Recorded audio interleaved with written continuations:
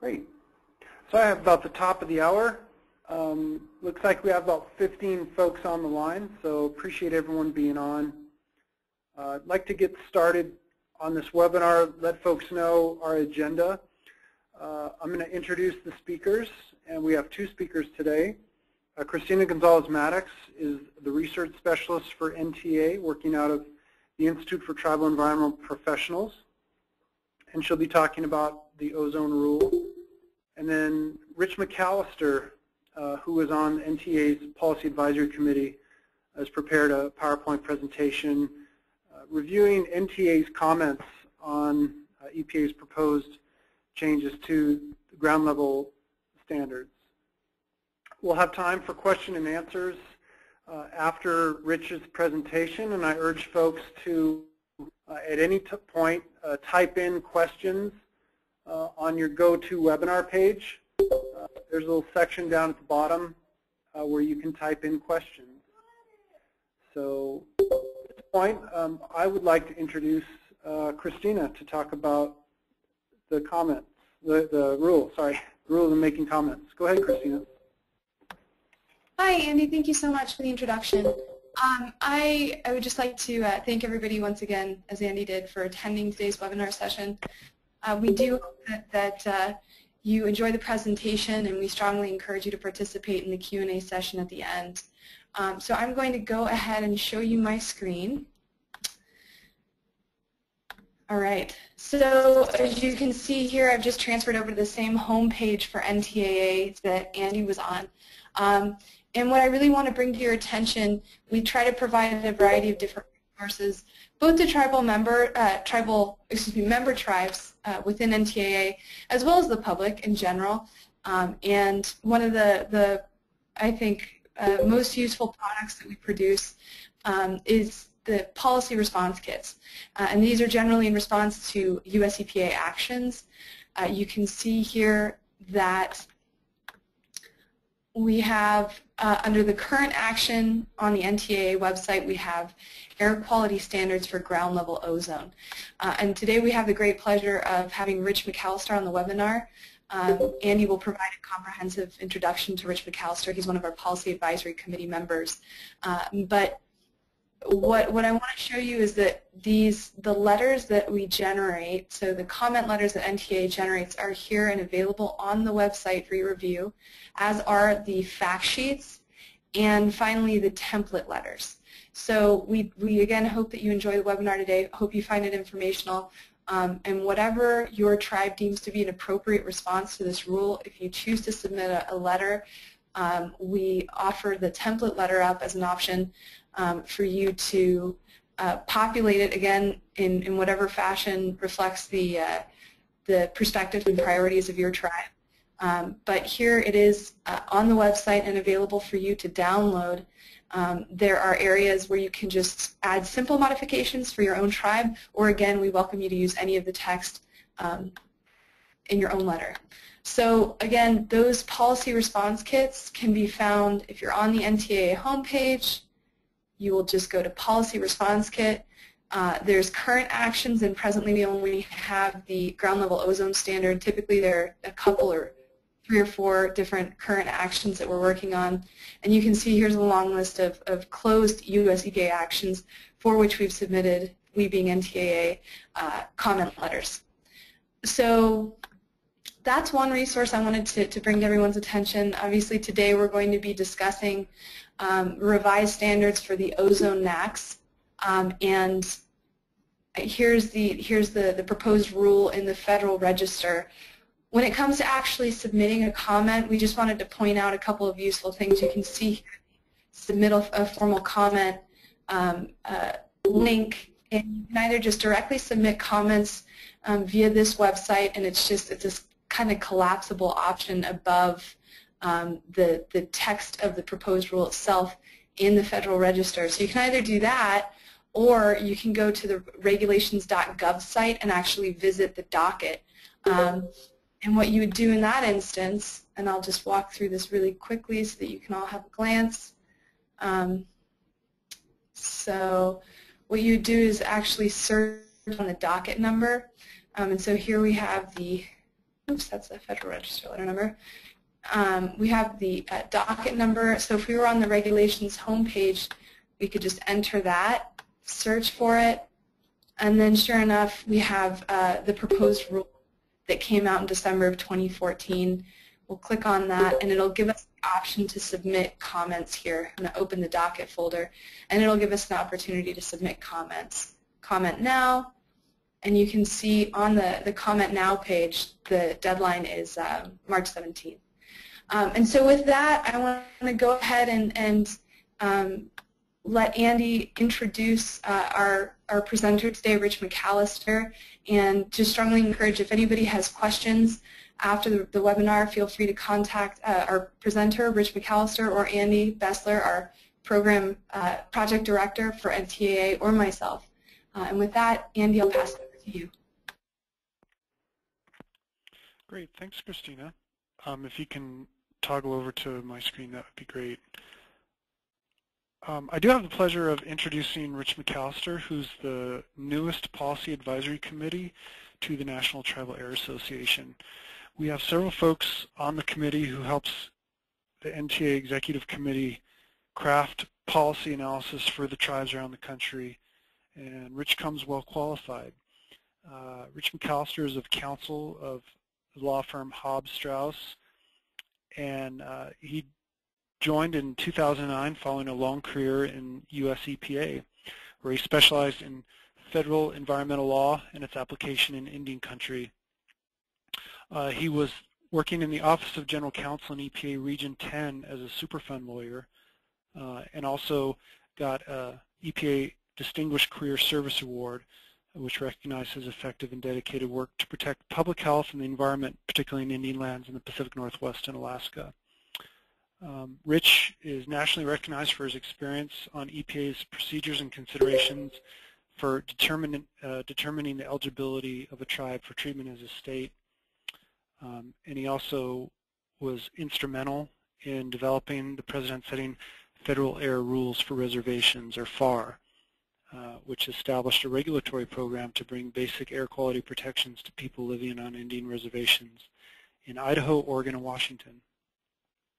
So Rich helped develop the comments that we're going to review today, and I urge you again, if you have any questions during Rich's presentation, feel free to type them into the question box on your GoToWebinar page, and we'll answer them after Rich's presentation. So at this point, I'll turn it over to Rich.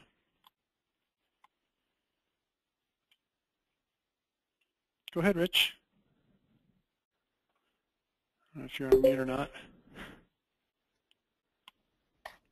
Rich, you may need to mute and unmute yourself. There you are. We hear you. Can you hear me? Yes. Okay, good. This is the first time I've done one of these webinars with you all, and I'm just we're trying to make sure it works right. You could put the next slide on. Andy, did you hear me? Yeah, sure, sorry. Okay. Whoops. So, I mean, Too this far. is just a brief agenda that we're going to go through. The purpose is to talk about the proposed rule to revise the National Ambient Air Quality Standard for ground level ozone, and to review the comments that have been submitted by the National Tribal Air Association. And then to sort of talk about the next steps once they get, EPA does promulgate these. And they're under a court order to promulgate revised standards this year. So that will then be set off in motion requirements for states and EPA to designate areas as being in attainment or non-attainment, and develop implementation plans. I'm going to try to get through this so that you all can, we'll have time to talk about some questions and answers. First, let me just, what is ozone? Why is ozone, ground level ozone, a problem? Well, the fact is that we think of it as being smog, and smog is really ground level ozone, which is the result of informed when industrial emissions from power plants and factories and cars emit volatile organic compounds and nitrogen oxides, carbon monoxide, and they react with heat and sunlight in the atmosphere to create smog, or in this case, ground level ozone. Now, there's been quite a history of this. Ozone was one of the first NAAQS. I'm going to use that as a shorthand for National Ambient Air Quality Standards. Was first set for ozone in 1971, and it was set then, and it's been changed. It was changed in 1979. It changed again in 1997, and then finally it's been changed again in 2008. EPA has got a requirement to review these NAAQS every 5 years, but there's been lawsuits that have slowed things down one way or the other. But this most recent proposal, as Christina mentioned, was published December 14th, and the comment deadline is March 17th. EPA is proposing to revise both the primary and secondary standards for ozone, and I'm going to get a little more description as to what the differences of those are. But they're proposing to somewhere between 65 to 70 parts per billion, and the current one is 75 parts per billion. But there's a lot of information showing the updated primary and secondary standards will improve public health and better protect public welfare. Next slide. Because there's thousands of studies that have been, most recently since 2008, which show that 75 parts per billion really is inadequate.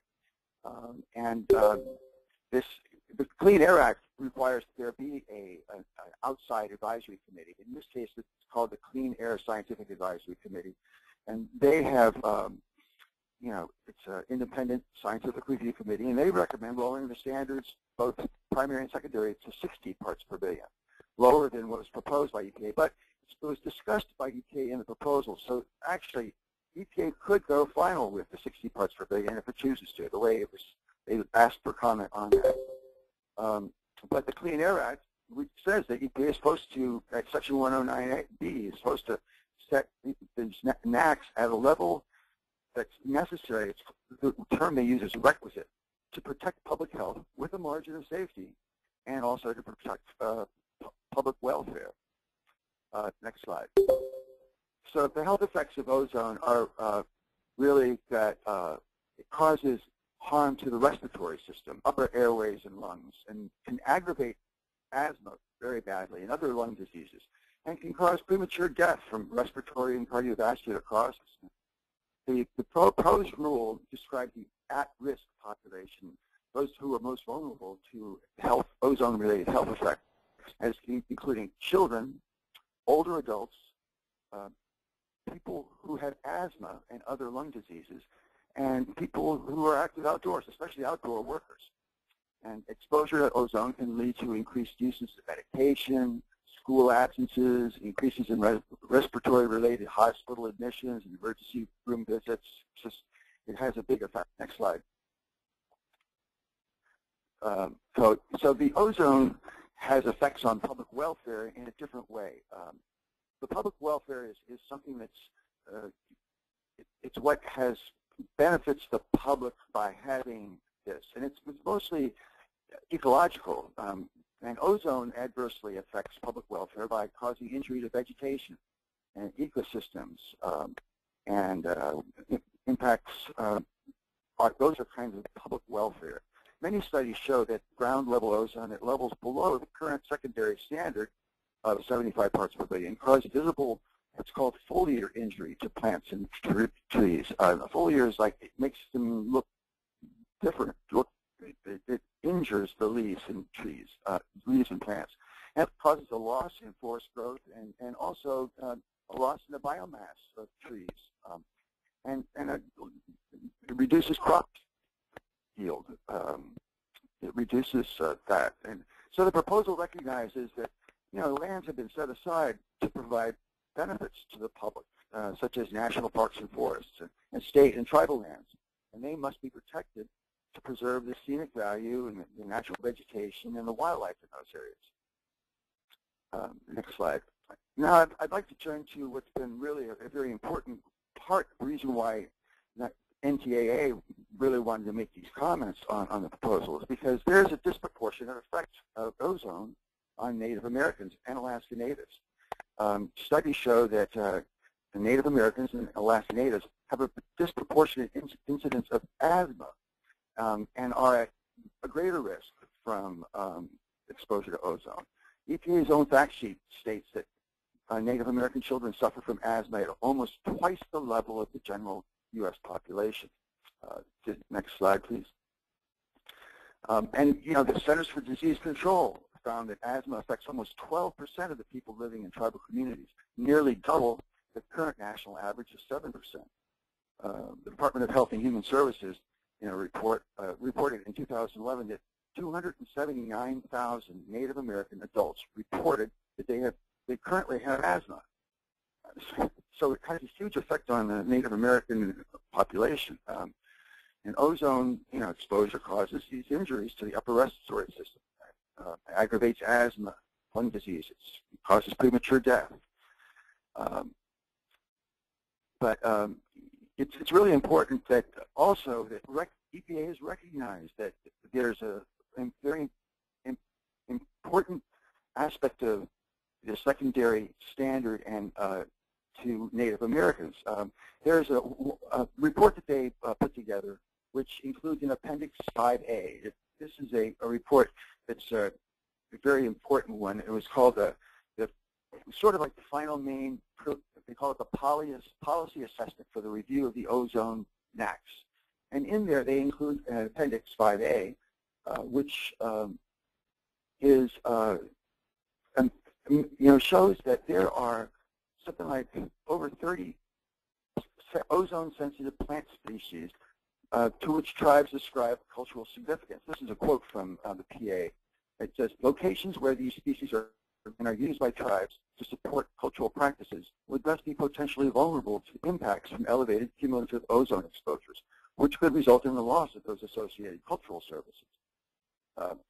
And this, so that's an effect on the plants, which may, disappear from where the tribes or move from where the tribes have been usually gathered.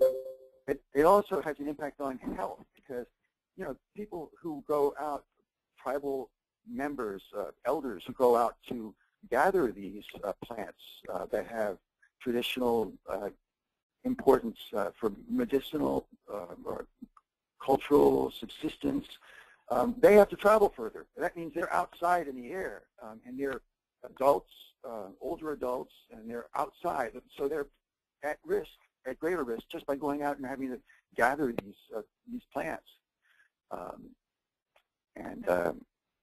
So it's just it's like a double whammy that meets the secondary standard. Also affects the primary standard of human health.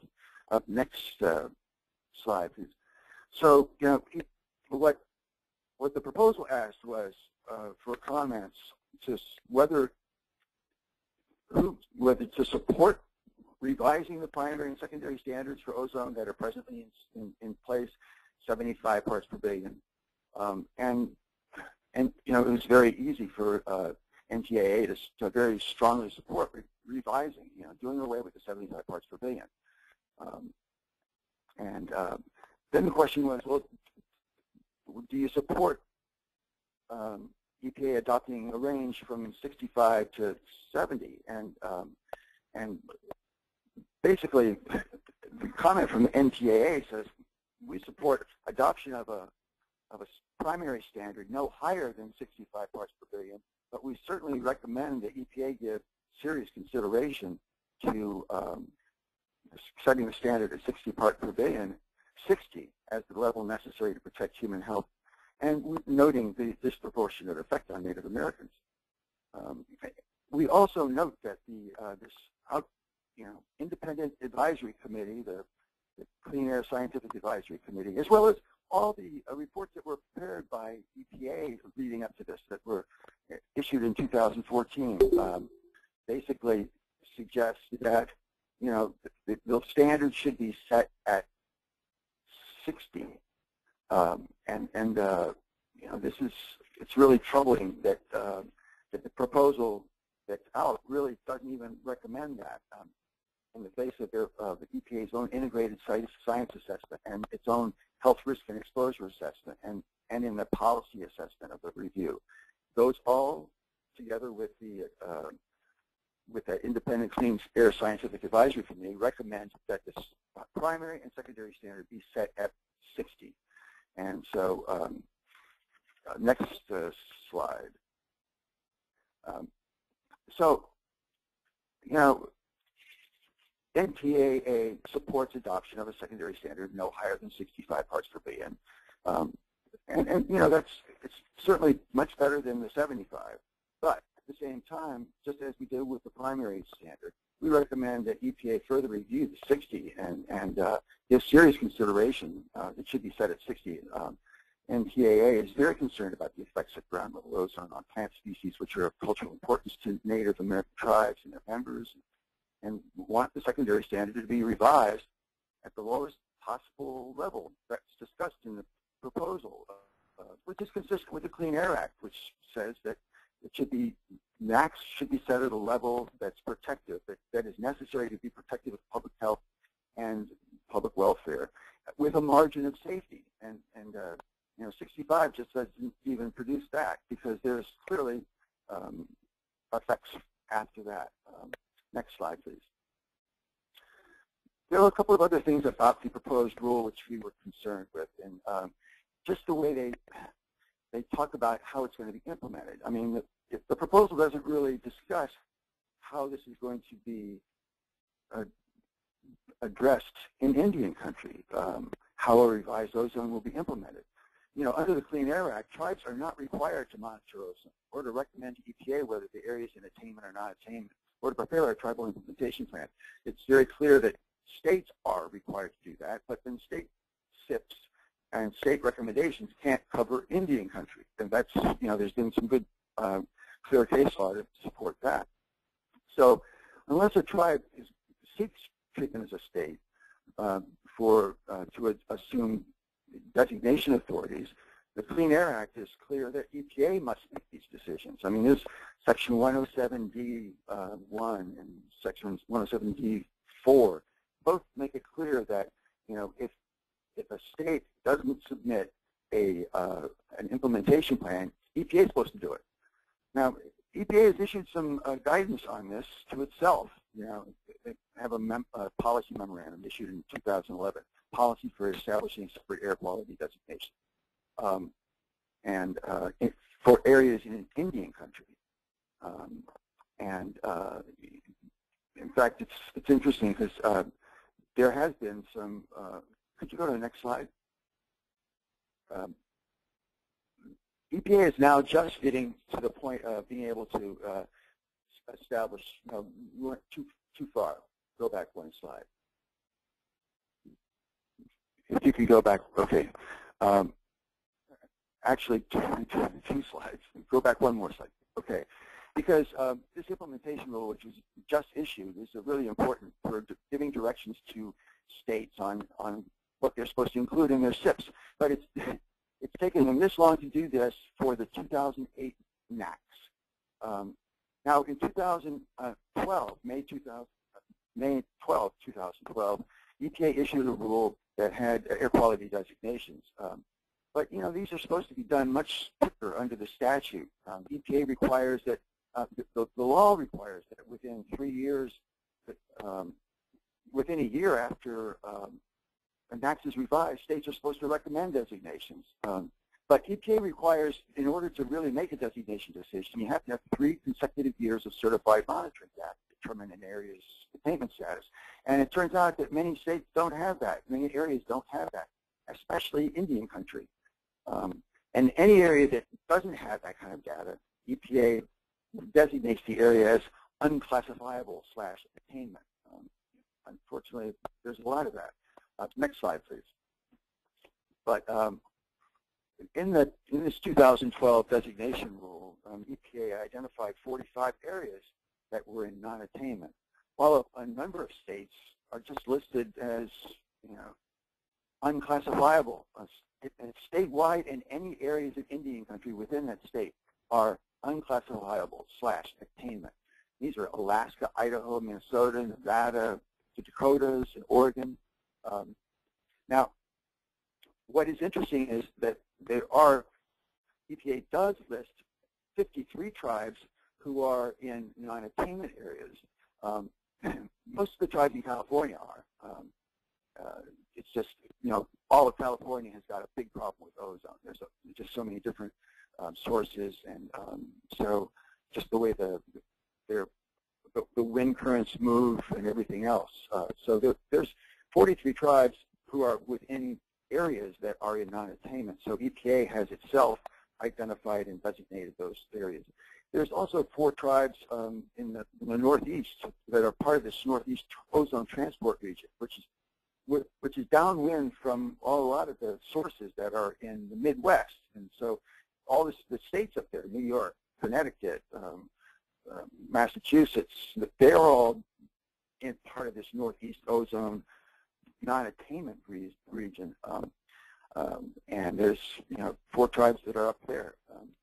So one of our comments, one of NTAA's comments, is that EPA's got to move swiftly to promulgate the revised rule to set a new ozone standard, and should move quickly to develop an implementation rule, so that it shouldn't take 6 years to do that, as was the case with the 2008 standard. Okay, next slide. There were a couple of other things that were sort of disturbing in the way they were discussed. Every EPA rule has to go through a review of the executive orders and other sorts of requirements EPA is supposed to meet when it's going through its rulemaking, and one of them is to review environmental justice. Well, EPA wrote that there is no disproportionate effect on Native Americans and indigenous peoples, and we just seem to not recognize that what their policy itself says. I mean, actually, the EPA, the American Indian Environmental Office, issued a new sort of update to the environmental justice policy in July 24th, 2014, which is more discussed in the comment letter. But in that, it says it formally recognizes Native Americans and indigenous peoples as being the subjects of Executive Order 12-898, which says that the mission of environmental justice is to identify and address, as appropriate, disproportionately high and adverse human health or environmental effects of their programs, policies, and activities on minority populations, in this case Native Americans and indigenous peoples. One of the principles of the executive order is that EPA uses its legal authorities as appropriate to advance environmental justice goals in its work throughout the United States, including Indian country. Well, it's interesting. The proposal said that it believes the human health and the environment addressed by the proposal will not have potential for disproportionately high and adverse human effects. And they just don't seem to recognize that the concerns that we are articulating, that even at the lowest level of 65 parts per billion that's being formally considered, it would still result in a disproportionate impact on Native Americans. So that's a part of our comments that we submitted to EPA. The second executive order, Executive Order 13175, is the consultation and coordination with Indian tribal governments.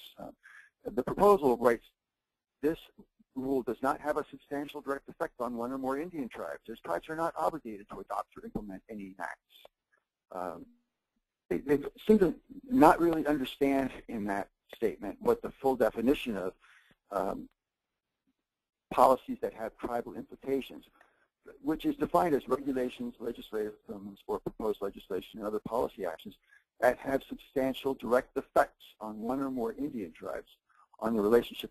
And this is something that, from reviewing all of these, what I've just gone over quickly for you, it's very clear that this proposal to lower the ozone standard would have some significant disproportionate effects, and that they don't really talk about the cost, but it's very clear that the revision of this may very well have costs to Native American tribes whose lands are designated as either non-attainment or in attainment.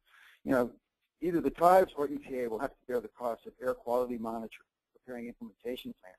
And tribes are going to bear costs just participating in the process. It's just not even recognized. But the main point is that there's the concern that revising NAAQS at the higher level will result in continued disproportionate impacts to the health of Native American tribes, and that's something that they need to recognize. Again, going back to the environmental justice policy, it says EPA consults with federally recognized tribes and provides meaningful involvement opportunities and considers the potential impact of agency actions that may affect their human health or environmental interests. So there's good reason for EPA to really do something a little bit more than what they've talked about in their proposal, and we point that out in the NTAA's comments. Next slide, please. So there have been already public comments that have been provided. NTAA submitted its written comments, but there were 3 public hearings. 2 were held in Washington, D.C. And at that, it was a pretty even on both sides. Those who proponents of setting the standard at 60 parts per billion, and arguing that the science justifies it. And certainly the proposed rule, as it goes through, as I've already described, the studies by the Clean Air Scientific Advisory Committee and its own reports on risks and exposure and its policies, they all recommend 60 parts per billion. On the other hand, some oppose the proposal, claiming that the science doesn't support it, and that there's such progress in reducing ozone that justifies leaving the standard at 75 parts per billion. And the fact is that the ozone levels have declined over the years, so there's something to that. But however, they have declined, but there are still a lot of areas where it's causing harm from exposure. Saw a little film clip of a spokesman from the National Association of Manufacturers who claims, this EPA is just going to really do a job on industry if it does this. If they lower the standard to 65 parts per billion, it would cost over $1.4 billion a year and cause the loss of 1.4 million jobs. It's like, well, they came up with those numbers somewhere. Of course, it's important to recognize that the Clean Air Act says that when setting the standard for the NAAQS, costs are not to be considered. The technical information is, but not the costs. Obviously there is, consideration of the effects on the economy that EPA will have, and that's part of what they consider, but they're not required to consider the costs. That's under the Clean Air Act. Next step. Slide, please. So just what's coming up is, as I mentioned before, EPA must complete its rulemaking to revise the ozone NAAQS in 2015. I think it's actually only like 5 months off that they're supposed to be finished with it. Now, unfortunately, the history of this ozone NAAQS has been replete with a lot of litigation, both from industry and environmentalists. So if EPA lowers the standard, it's likely it'll be challenged in court by industry types, like the National Association of Manufacturers and other opponents. And if they retain the current standard or set it at the highest that they propose, that's likely to be challenged in court by the environmentalists who have been to court already before. So who knows how that's going to work. But one thing is clear is that after the NAAQS is adopted, EPA must revise its implementation rule and must come up with the recommendations of what states have to do to, recommend to EPA what the attainment status should be, how states should prepare state implementation plans, and how EPA should be getting out there and training the regions and training tribes on what needs to be done by EPA to designate Indian country, to put up monitoring stations wherever they should be. There's just not that many ozone monitors in Indian country. EPA is going to need to start preparing implementation plans to help deal with these issues.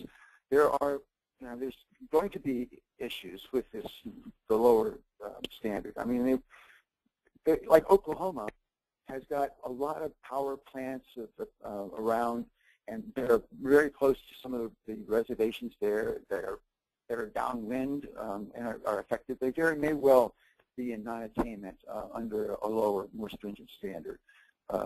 Some reservations, like the Ute Indian tribe, has got a lot of oil and gas production, and that could be causing,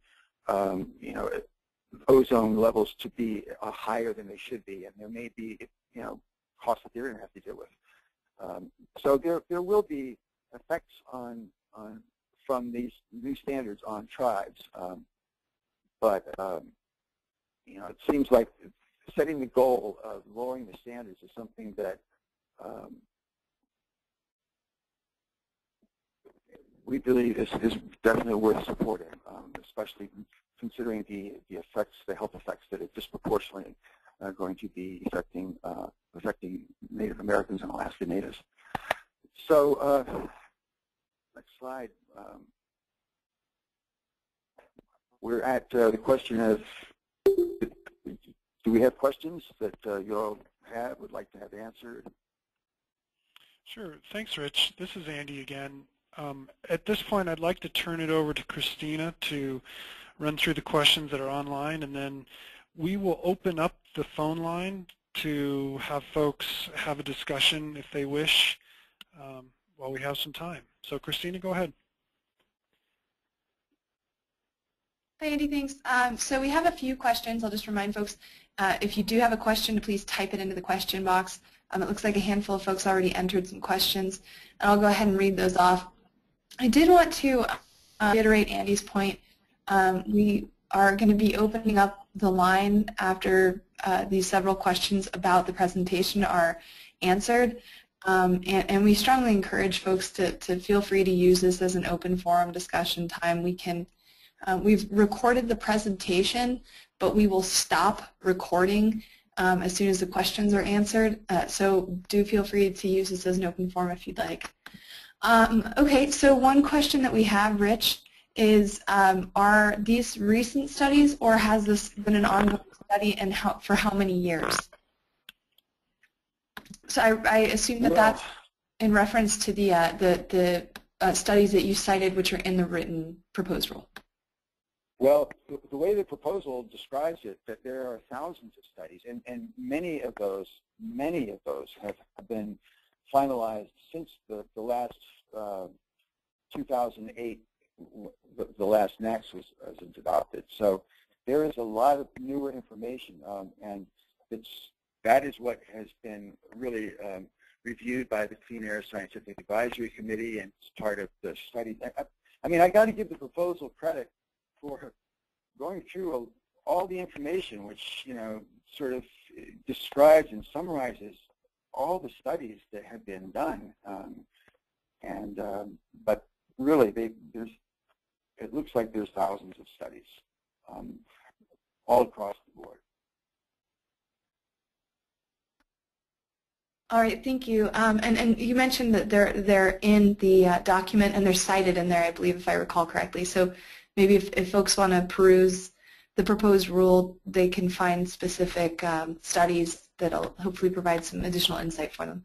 Yeah, I just got to warn you that the proposed rule is 178 pages in the Federal Register, and so it's a very lengthy discussion, and the actual preamble, which describes all this stuff, is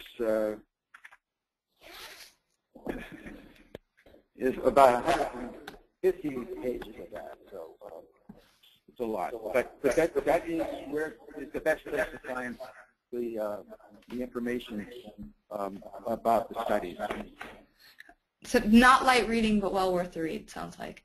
Nancy, we have another question here. What is the first step to receive training to make sure as Indian country prepares for implementing the plans?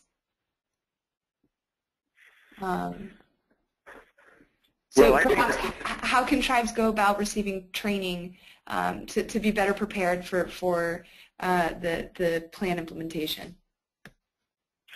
I think that every EPA regional office has got the responsibilities for working with the tribes and for doing air quality work and air quality monitoring. And so the first step is, I think, to go to the regional office and perhaps to send a copy of that to the AIEO so that they know that there's a request going. Or, you have the Regional Tribal Operations Committee in each region can also get involved, asking EPA's regional office to do the basic stuff. Training. I mean, there's these two memos that are identified in the comment letter. So the one I had mentioned to you already is, this one that's is titled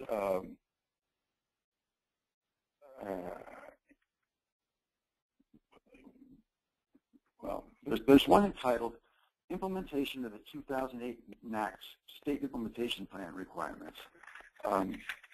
But there are there's other studies that there's one called the Guidance to the Regions for Working with Tribes During the National Ambient Air Quality Standard Designation Process.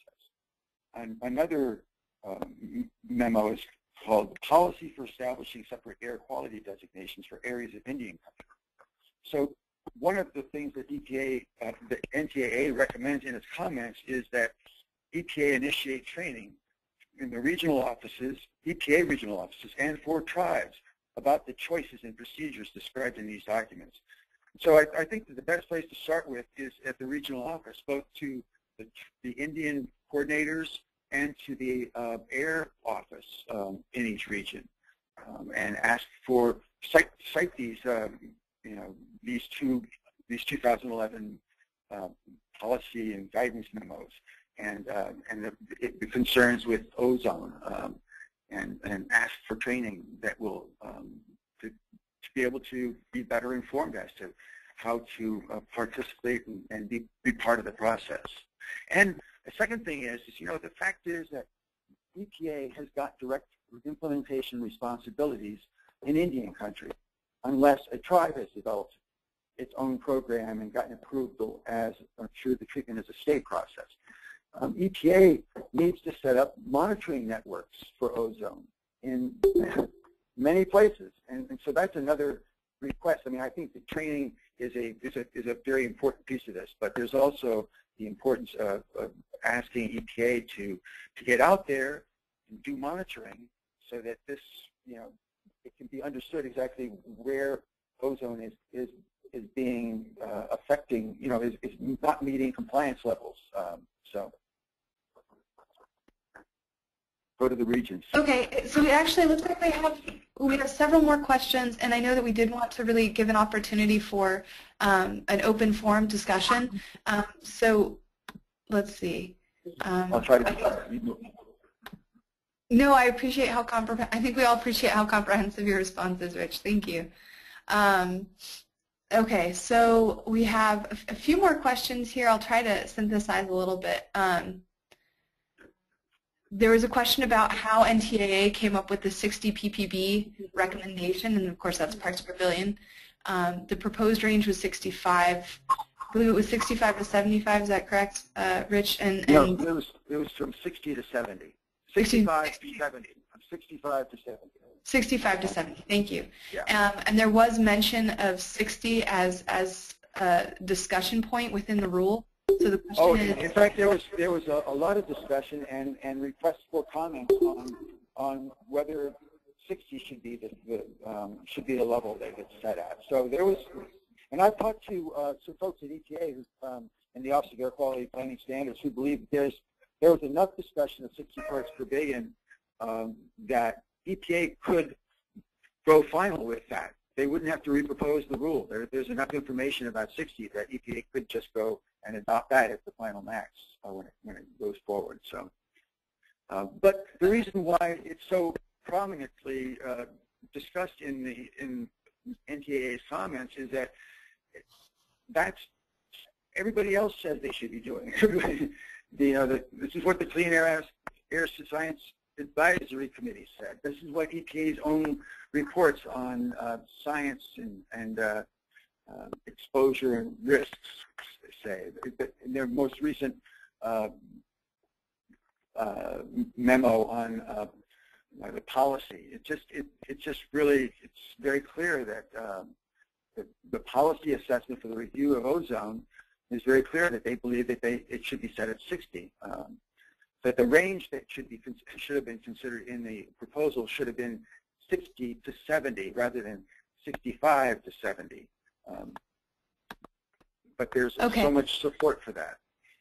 Great. Well, thank you very much, Rich. I think that answers the question. And yeah, so obviously the proposal was for a certain range, although to Rich's point, in the actual letter of that proposed rule, there's a pretty strong defense in favor of an even lower standard, which would be 60. So we have a question about this one, might best be fielded by Andy. The question is the NTAA comment letter going to be revised after inputs and comments from today's call? I will quickly, before passing it over to Andy, remind folks that that the template letter which NTAA publishes is open and available certainly to member tribes within NTAA, but it's also open to the public. So if there are specific comments that your tribe wishes to submit, we welcome you to use that template. Andy, I'll pass it over to you. Sure, thanks, Christina. Yeah, I've seen questions online here, and certainly that's one reason we're opening up the line on this call, so we can hear what are some additional comments that tribes think we should include in the comment letter. And we'd be happy to consider a supplemental letter that we send in if tribes have some additional points they think should be made by NTAA, and we can put that before the executive committee and get that done before the comment period deadline. So we're totally open to hear it, and that's one reason we want to open up the phone line after these questions. So go ahead, Christina.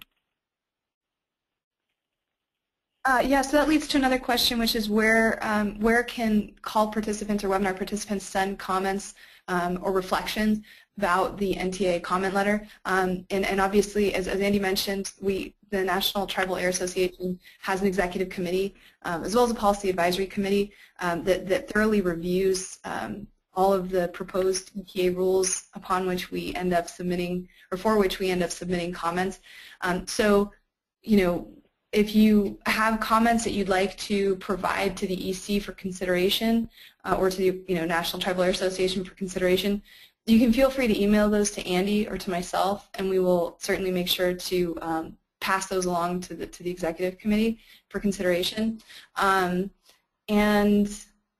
I believe what we can do, Andy, maybe if you can flash your email address up on the screen, or actually, you know what, if you type it in the question box and send to all, people can just copy it out of the question box. I can do that as we speak. So we have another question here. I'm typing Andy's email address. I have it on screen as well on our website. Awesome. Perfect. Thanks, Andy. So yeah, again, if you have comments, we can gladly take those and relay them to the executive committee. So we have another question comment. The current tribes who are at the non-attainment level, what happens to their airshed if the standard decreases? So if the standard becomes more stringent, what happens to their airshed? The severe non-attainment, to sever non-attainment, and how does this essentially affect economic development and economic prospects or air quality programs in Indian country if the standard becomes more stringent? So Rich, if you want to respond to that. Did we lose you, Rich?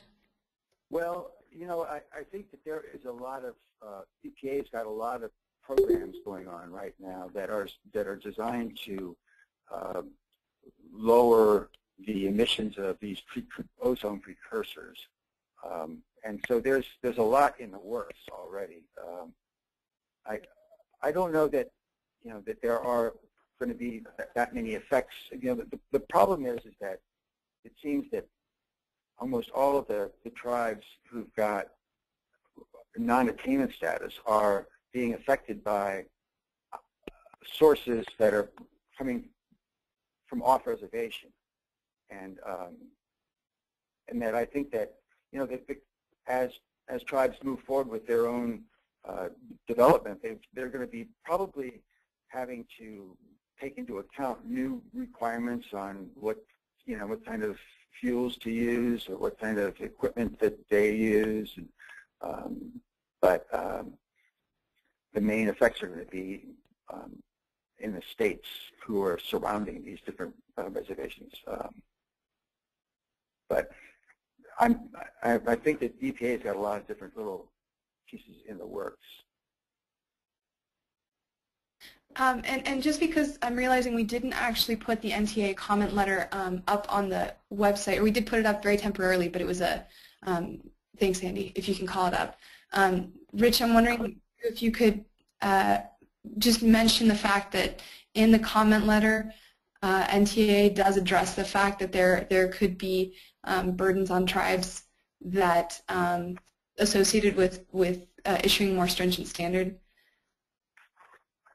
Yes, and I think that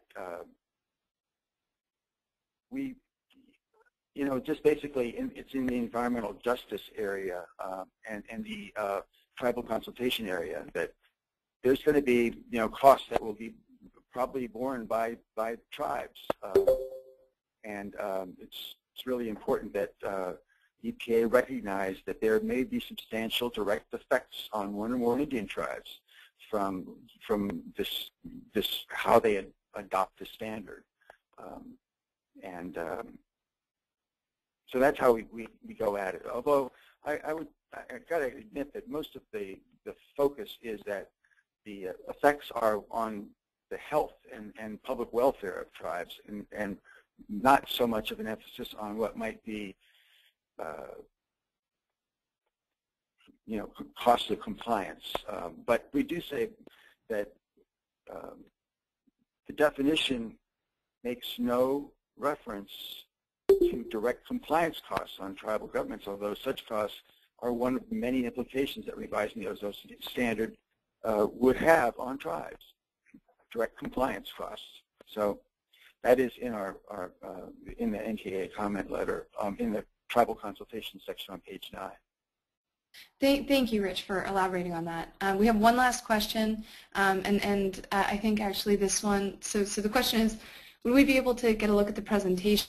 And the answer is yes. We will be making the presentation available on the website, and we will be, we've recorded the presentation as well as the Q&A session, and that will be available to the public via the NTAA website, which, Andy, if you can click on that far left tab, it'll be available on the NTAA website.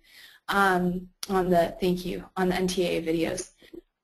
There's also a follow-up to that comment or question, and it's the question is, this person is wondering how many Alaskan tribal communities had the study done on them because of the fact that there's a high rate of asthma in this person's community as well. And I would just quickly mention that I think, and Rich, please chime in if I'm incorrect here, but the majority of the references that were made in the comment letter anyhow were actually references to national data sets through Centers for Disease Control and the like, DHHS, Department of Health and Human Services. So those are studies that have been conducted, and in fact I think a couple of those different citations are as well referenced in the Status of Tribal Air Report, which is an annual publication by the National Tribal Air Association. So I don't know, Rich, if you have specific numbers on the number of Alaskan tribal communities. If not, in response to this person's question, I would recommend please feel free to follow up with Andy or myself, and we can send you links or citations for those asthma studies that were done, and possibly even put you in contact with somebody that can provide some additional insight into probably IAQ, indoor air quality, and environmental health and respiratory disease. Yeah, I want to point out that the studies, as we see them and as are described in the NTAA comment, the studies show that Native Americans and Alaska Natives have a disproportionate incidence of asthma, and so it does also covers Alaska Natives as part of that whole of the disproportionate impact. One of the things, though, that is in Alaska, there doesn't seem to have been enough data collected to have done any kind of attainment, non-attainment work. Alaska is one of the states listed in the 2012 notice. It's listed as statewide in any areas of Indian country -- are unclassifiable / attainment.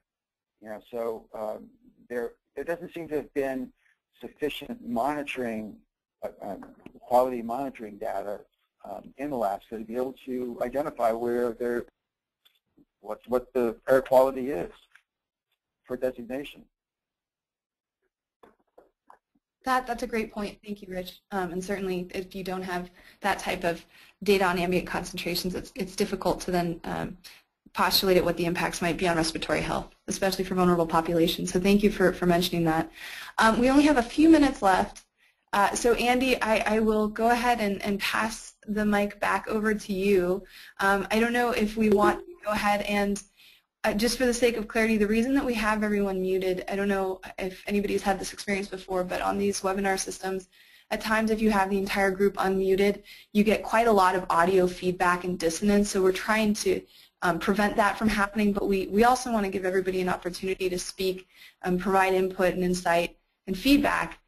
So if you have any additional thoughts or comments, or you'd like to bring up a topic for discussion on this front pertaining to the NAAQS for ozone, please do feel free to either type it into the question box, or Andy, I'll pass it back to you to manage this last little portion of the webinar. Sure. Thanks, Christina. While you're unmuting everyone, I just ask muted. If something is missing from NTAA's comments, it'd be great to hear about it. So the line is now open if anyone has comments or questions.